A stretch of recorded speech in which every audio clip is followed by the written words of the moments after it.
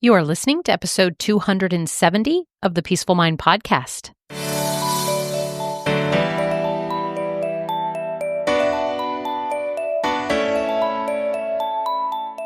Welcome to the Peaceful Mind podcast, a place for creating the peace of mind you need to be the best mom you are created by God to be. If you want to bring more balance, more joy, and more peace to your motherhood, this is the place for you. I'm your host, certified life coach and Catholic mom, Danielle Tino. In the name of the Father, of the Son, and of the Holy Spirit, let's get started. Hello, everyone. Thanks for joining me. I know your time's precious, so it means so much when you choose to spend some of that with me. Hi, I'm your host, Danielle. I'm a certified life coach, and if any of you want to know more about what life coaching is, what exactly, the process is, maybe how is it different from therapy or counseling, come talk to me.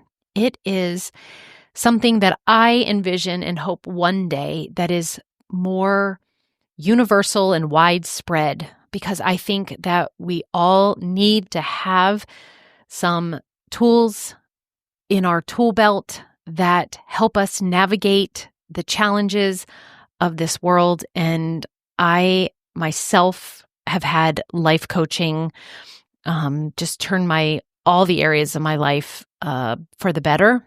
And I'm just, again, those of you, it's kind of like relatively new type of support. So if you're interested, come talk to me about it. I'd love to share with you and even let you know my story of how I became the place I am in right now.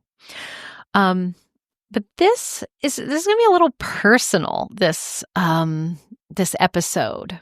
And I already talked about it in my group this week when I met them. And I was like, well, I want to share this with my podcast audience as well.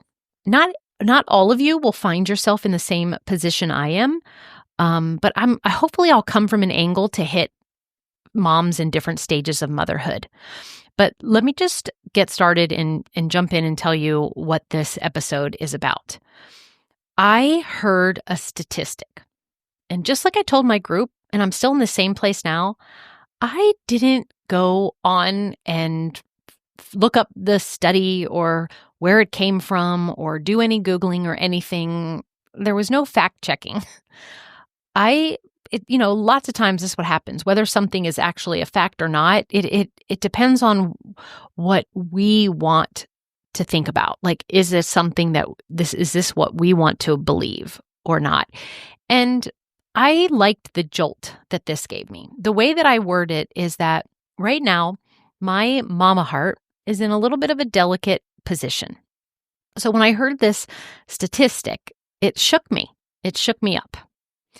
And so here's that delicate position that or at least that's what I'm naming it right now, is so I am a mom whose youngest child just turned 18. And he is my only son. I have two other daughters. They're in college now. So I already have a taste of, being independent from them and them being independent for me. But as moms with adult children and, older children will know, like I picture myself, I got one foot in the door and one out. As far as like, yes, I have some that have left already, but I still have one under my roof. And as the time of this episode, it's not too much longer, even though when they go out to college, they are coming back and, technically still, live under your roof kind of per se. But he's my last, right? And so my delicate heart is really just, I'm trying to spend and soak up every moment with him and just really be present and give him a lot of attention. Whether he probably would say he likes it or not is probably up for debate. I actually have recently, I've asked him a couple times whether he wanted to come on the podcast, and he just fervently his answer was no. No, thank you.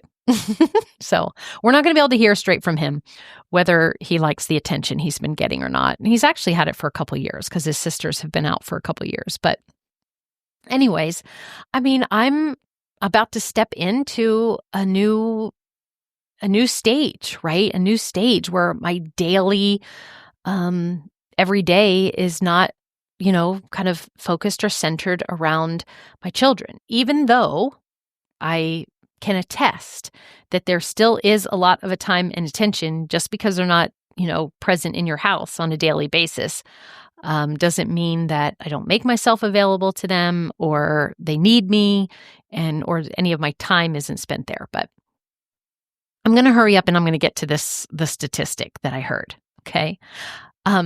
It went like this. They said that by the time our children turn 18, we've spent about 92% of the time we'll ever spend with them. Oh my goodness. I have no idea who's listening on the other end, how that hits you. But it hit me, again, the way that I just feel like this reverberation in my heart. So by the time our children turn 18, right? I mean, as soon as we bring them home and they're with us in our home, as soon as that happens, like we are spending tons of time with them, right? Our life, we're with them a lot, right? Until that first, going away either to preschool or that first sleepover or something. I think it was 5 years into my marriage was my first overnight, one night on an anniversary. My mom watched the kids. Just thinking about coming up to 18, like we're spending a lot of time together. And what this statistic is saying, that is going to fill up the majority of our like physical, in front of you, present. And then as you can kind of like imagine, it'll be more trickly. I guess that's the word that's coming to it'll be sporadic. Maybe that's even better for the rest of our lives here. And so how does that hit you when you hear it? What does it bring up for you? Right? It was close to home for me. It was literally that timing. I don't know how I would have felt about it if I heard it when they were younger.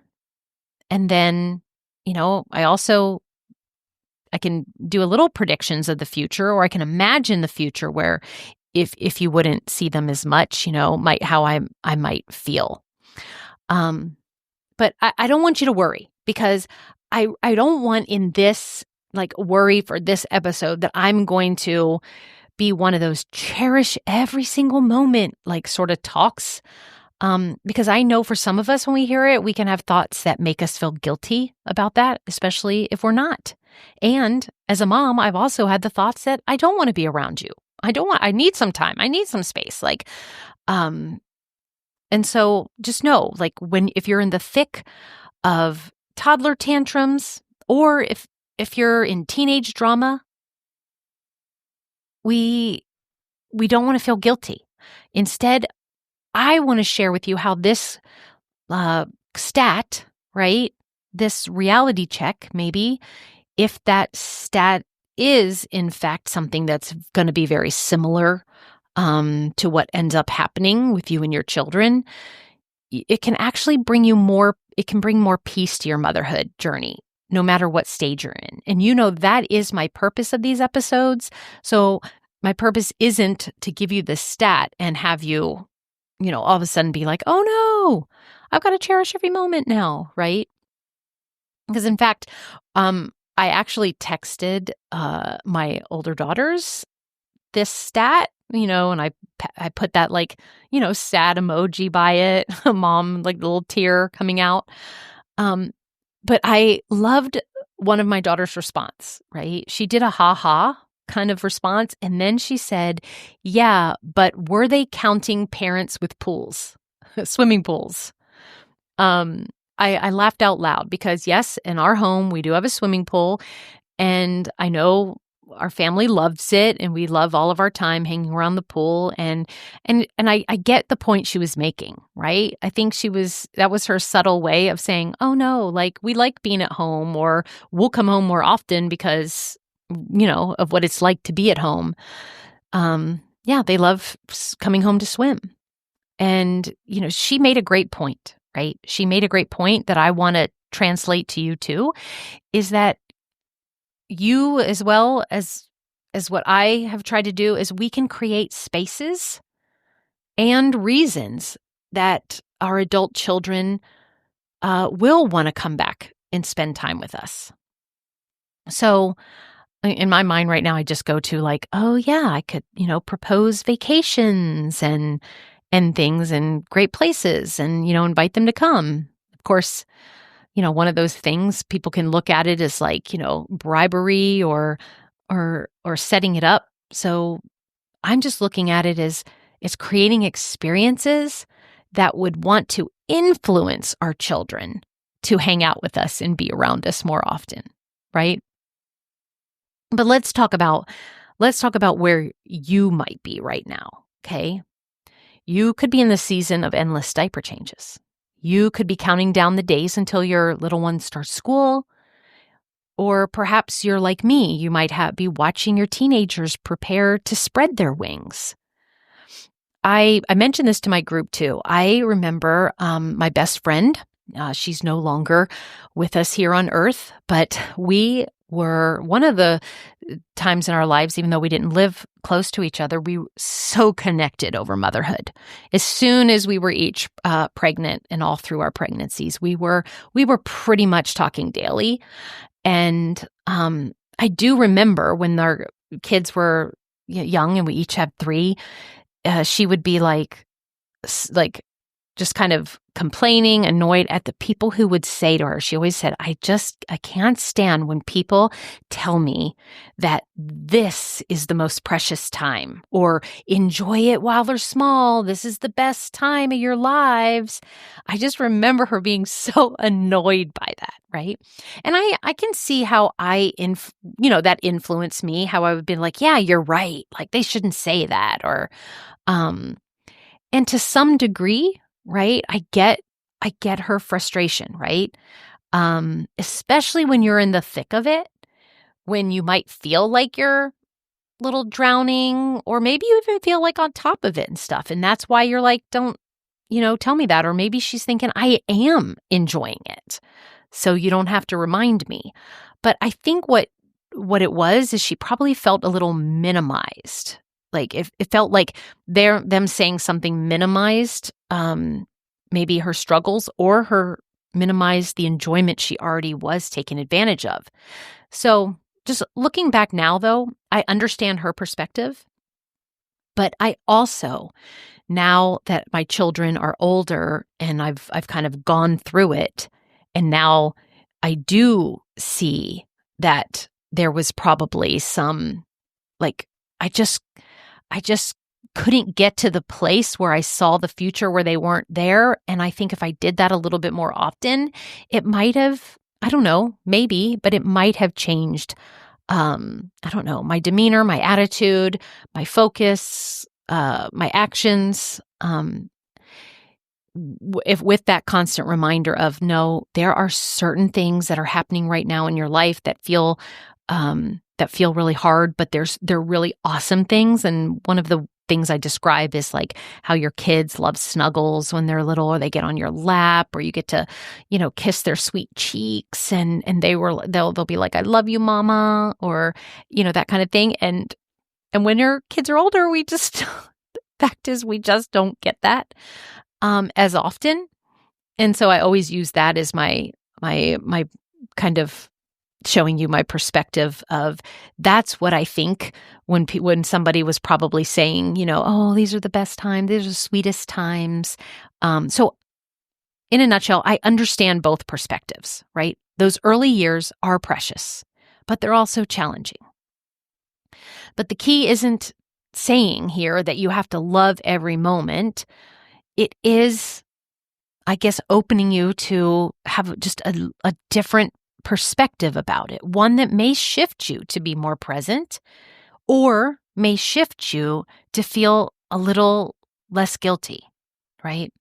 But so this is what I want this 92% statistic to maybe teach us, okay, for what I'm offering you today on the episode. I want it to be freeing, right? I want it to free you to say, it's okay to look forward to the next stage, right? Because when we're exhausted from night feedings or teenage drama, it's perfectly fine to anticipate easier days.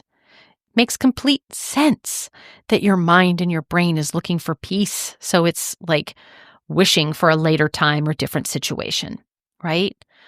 But then also, I want the statistic to remind you so that you can balance that with finding those small things that are going on right now that are precious and lovely and wonderful, and you can appreciate that actually will not be taking place after 18 plus years. Okay? So, how can you create reasons for connection now? The relationship you have with your child, we are setting up the foundation. That's just it. When they are with us and who we spend the most time with is who kind of forges us. And that's where our beliefs form. And so now, how can you have a focus of a connection that will last, right? So right now that could be something like, is it through family game nights? Is it through Sunday dinners? Is it through your special alone time in the evening routine, like the bedtime routine? Or yes, in my example, even having a pool, right? It established an environment, established traditions that will continue into their adult years. So building relationships and thinking about the kind of relationship you want with your adult children later, even if they're young to you now, you can go there and imagine what that is like. And now you would start laying the foundation. So this is what that might mean. It might mean, again, this is all dependent of your child's age. So it might mean having real, heart-to-heart conversations. It definitely means respecting their growing independence. If we're a controlling parent, a manipulating parent, the not the kind where it's healthy boundaries and there's certain lessons you want to teach, but I'm talking about when it's just developmentally natural for children to want to grow and independent. So are you setting the environment up for them to be able to do that, right? Are we creating a home that they would want to return to? And are we establishing any traditions that they'll want to continue that hopefully include you, right? So as I watch my youngest turn 18, I realize that while this 92% statistic, it could be real, right? It's up for interpretation. It doesn't have to define our future relationships. I can look at it and I can feel sad, which is totally humanly natural to do.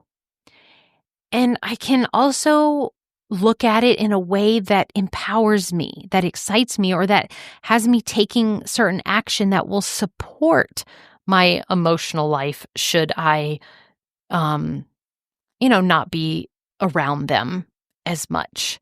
So, the daily interactions will change when your kids aren't around as much, but the connection can remain strong, right? If we nurture it. And that's sort of what I hope this statistic kind of gives to you, kind of opens you up to think. So it's not meant for pressure. It's not meant to make you feel guilty about wanting some time to yourself. Especially if you've been listening to lots of my podcasts, that I'm not talking about, since we find out that after they're 18, we only have 8% more time that we really will spend with them, then oh, I should spend every minute with them, right? No. Of course, I'm the biggest advocate there can for time for yourself in a way and giving them independence and thing. But I'm just inviting you to be more intentional with your time from this statistic, inviting you to create, or as a reminder to create meaningful connections, to see what you might want to do now to build foundations for that future relationship. And it is definitely a reminder to find joy in ordinary moments. I work that in, how to have moms enjoy their motherhood now, and statistic or no statistic of how much time we're going to have our kids and be able to spend with them in our lifetime. We really don't know. And so it's always still about focusing on what you want to create for yourself and your family today, in the now. That's where peace is you choosing to look at it in a way that brings you peace. And so, yes, when I first heard it shook my heart, which is right now in a delicate state, because as I will, transfer to a little bit new stage of motherhood. But I also can take it as, okay, that's interesting. So now I want to be more intentional about certain things. So that's what I'm choosing to do. So if you are feeling overwhelmed about how to make the most of your time with your children now while maintaining your own peace of mind, or if you are in similar place to me where you are an empty nester, or maybe you are later, kind of even beyond that, and you don't see your children as much as you do, or and you struggle with that, then I want to invite you to come and schedule a free Back to Balance strategy call with me. If you are not in a place where you are feeling that joy and the peace in your life right now, and that's for any reason, then come see if this is something that could support and guide you at this juncture, right? Okay, together, we can create a plan that helps you.